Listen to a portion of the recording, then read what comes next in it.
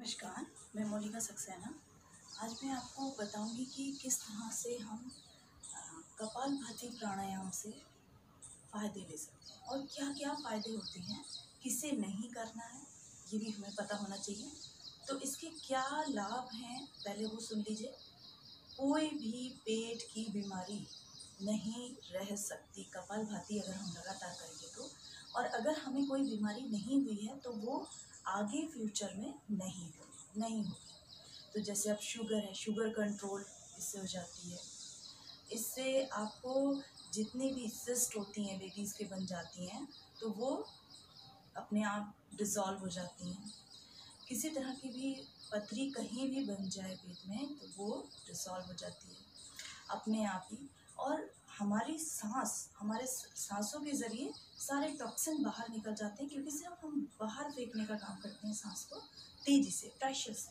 तो बहुत इम्पॉर्टेंट है हमारे हर एक काम के लिए, लेकिन उसको आपको विधि पता होनी चाहिए कि आपको किस तरह से करना है और किस उस स्थिति में बैठ के करना है। लेकिन लेडीज़ वो 5 दिनों में नहीं करेंगी। अब किस किस को नहीं करना है, हाई बीपी है तो आपको बहुत प्रिकॉशन लेके बहुत स्लो करना है। मैं आपको बताऊंगी किस तरह से करना है। और अगर लो बीपी है तो आप कर सकते हैं, लेकिन बीपी की प्रॉब्लम वालों को ज़्यादा प्रेशर नहीं देना चाहिए। उसके बाद जो प्रेग्नेंट लेडी है उनको नहीं करना चाहिए। अगर ऑपरेशन हुआ है तो किसी भी तरह का पेट का, तो हमें 6 महीने अवॉइड करना चाहिए। कोई भी हमें ऐसा दबाव वाला पेट पे नहीं करना चाहिए, प्राणायाम भी जो हमारे को नुकसान दे। तो अब हम शुरू करते हैं। वज्रासन में पहले बताऊंगी, फिर मैं बताऊंगी पद्मासन में हम किस तरह से कर सकते हैं।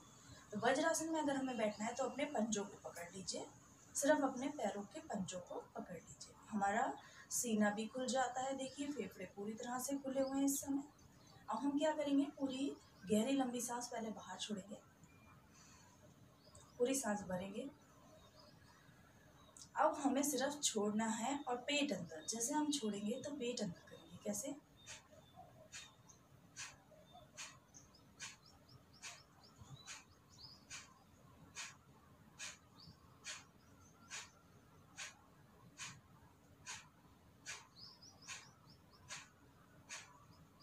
अब किसी किसी के कंधे उछलते हैं, कैसे, ये गलत स्थिति है। इसमें कंधों पे कोई ऐसे इस तरह से प्रेशर नहीं पड़ेगा, सिर्फ हमें सांस निकालते हुए पेट को अंदर करना है। ये मैं नॉर्मल लोगों के लिए बता रही हूँ जिनको कोई प्रॉब्लम नहीं है, तो आप इस स्पीड में कर सकते हैं।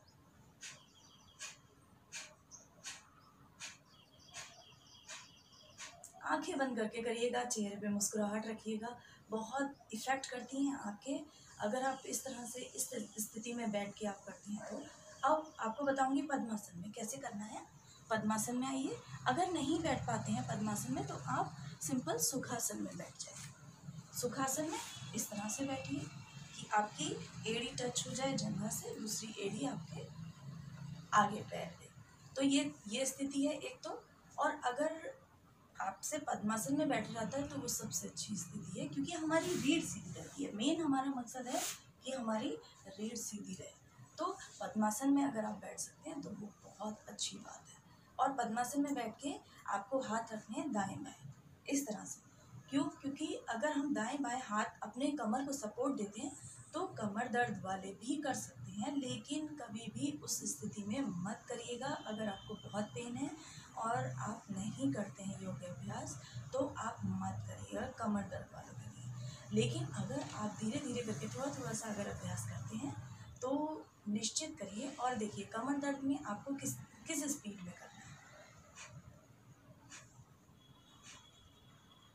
बीपी वालों की भी यही स्पीड है। बीपी, हार्ट की प्रॉब्लम जिसको है, बहुत स्लो करना है उसको।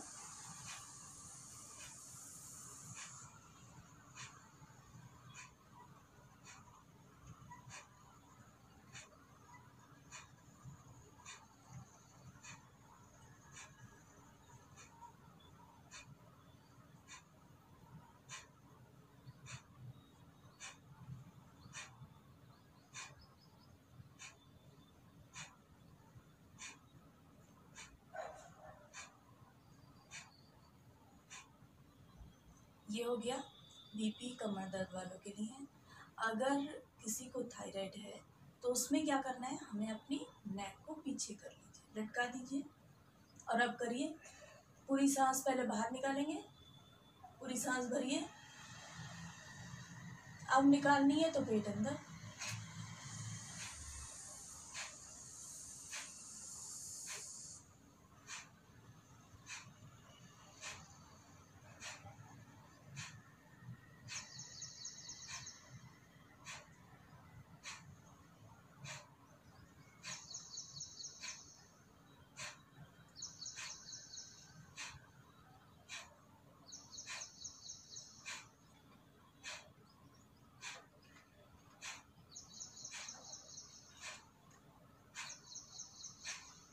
रिलैक्स।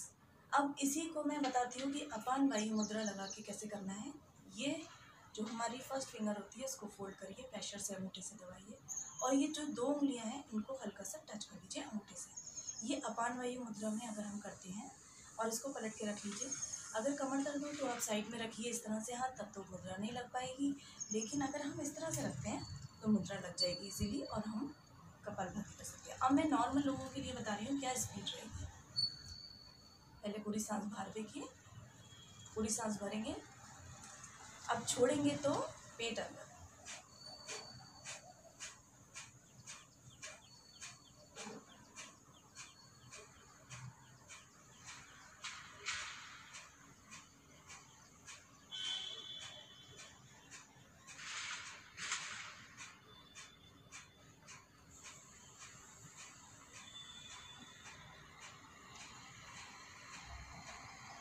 गर्दन को अगर पीछे करते हैं तो थायराइड के लिए बहुत अच्छा है।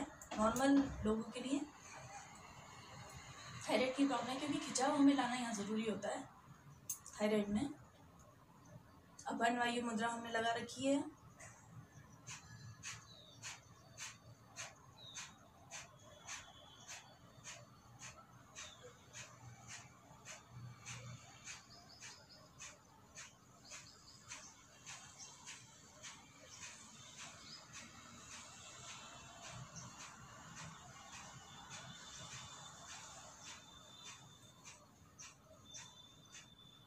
अब कुछ लोग करते हैं, गलत करते हैं। क्या?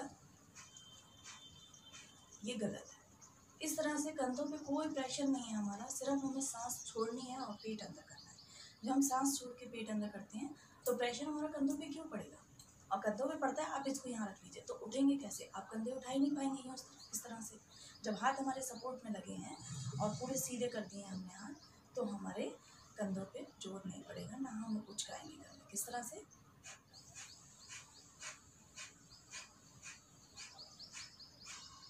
देखिए, जितनी बार पेट को अंदर खींचेंगे हम, उतना हमारे टॉक्सिन बाहर जाएंगे क्योंकि हम प्रेशर से सांस को बाहर फेंक रहे हैं। हमें लेना नहीं है।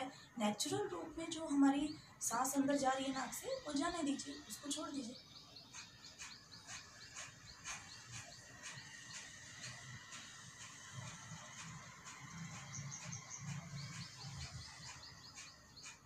ये बिल्कुल नॉर्मल लोगों के लिए है, लेकिन मैंने बताया स्पीड स्लो रखनी है। अगर आपको हार्ट की प्रॉब्लम, कमर दर्द, पेट की किसी भी तरह से आपको प्रॉब्लम हो रही है और अगर आपसे नहीं करा जा रहा है तो आपको सिंपल इस तरह से बैठ के और सिंपल करना है। किस तरह से, एक बार फिर देख लीजिए स्पीड स्लो में कैसे करना है।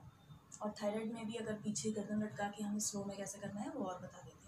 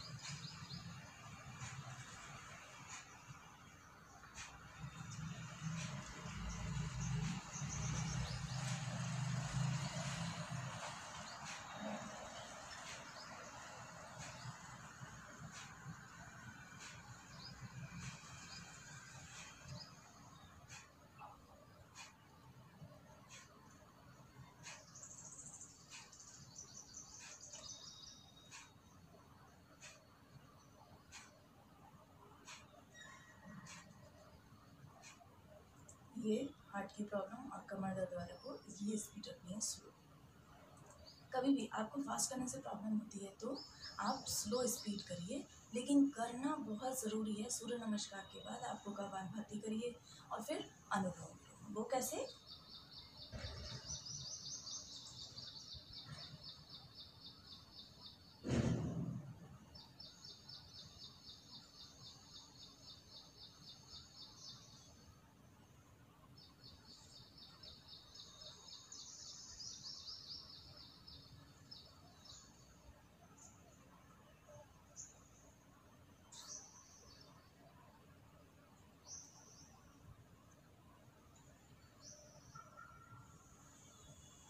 लेफ्ट साइड से मैं शुरू करा था तो लेफ्ट साइड से भी ही हमें विश्राम करना है। तो ये होगा कपालभाति के, लेकिन इसके इतने फ़ायदे हैं कि गिनाना मुश्किल है कि हम इसको कितने फ़ायदे को गिनाएं कि हमें कितने फ़ायदे होते हैं कपालभाति से। क्योंकि हमारे लंग्स पे भी पूरा प्रेशर जाता है, सारे टॉक्सिन और जो गंदगी जमा हो जाती है वो भी सब बाहर। और आसनों के ज़रिए जो हमने इकट्ठा करते हैं हम सारे तनाव को, सारे प्रेशर को, सारे टॉक्सिन को, वो भी हमारा एकदम कपालभाति करने के बाद एकदम रिलैक्स हो जाता है। तो बहुत ज़रूरी है कि हम इसे करते रहें और कम से कम 20 मिनट करना बहुत ज़रूरी है। अगर नहीं कर पाते हैं तो आसनों के बीच में विश्राम देने के लिए 5 मिनट करिए आसनों के बीच में, और फिर 5 मिनट करिए। 5 मिनट करते हुए अगर हम 20 मिनट कर लेते हैं तो हमारा आराम से, बिल्कुल अगर हम स्लो स्पीड में करेंगे तो 2000 से हो जाएगा, 2000 तक कपालभाति हो जाएगा। किसी दिन गिन के देखिए, आपका निश्चित हो जाएगा। और चेहरे पर मुस्कुराहट जरूर रखिए, क्योंकि मुस्कुराहट रखने से आधी प्रॉब्लम और आसनों का पूरा प्रभाव, अपनी बॉडी पे ध्यान, सारा कुछ एक साथ हो जाता है। क्योंकि जब हम मुस्कुराहट रखेंगे तो कोई टेंशन नहीं होगी, कोई टेंशन नहीं होगी तो हम किसी के बारे में भी नहीं सोचेंगे। बहुत ज़रूरी है कि हमें चेहरे पे मुस्कुराहट रखें। तो कुछ भी पूछना हो तो कमेंट में ज़रूर लिखिएगा। अगर कोई प्रॉब्लम है तब भी लिखिए कि कपालभाति हम कैसे करें, तो मैं बताऊँगी उनके लिए। आगे आने वाली वीडियो को भी देखिए। अभी मैं आपको बताऊंगी कैसे हमने सूर्य नमस्कार करा था और सारे करे थे। अगर पद्मासन के बाद पंजे आपके अगर दर्द होता है तो हम क्या करते हैं, पंजों को, ये मैंने पहले भी बताया है लेकिन एक बार फिर से देख लीजिए। पंजों को आगे पीछे इस तरह से रोलिंग कर लीजिए, तो ये बहुत इफ़ेक्ट करते हैं कि हमारा पंजे एकदम ठीक हो जाते हैं, पैरों में दर्द नहीं होता। पद्मासन के बाद में कभी भी आप प्राणायाम में बैठते हैं और पेन होता है तो पंजों को आगे पीछे कर लीजिए।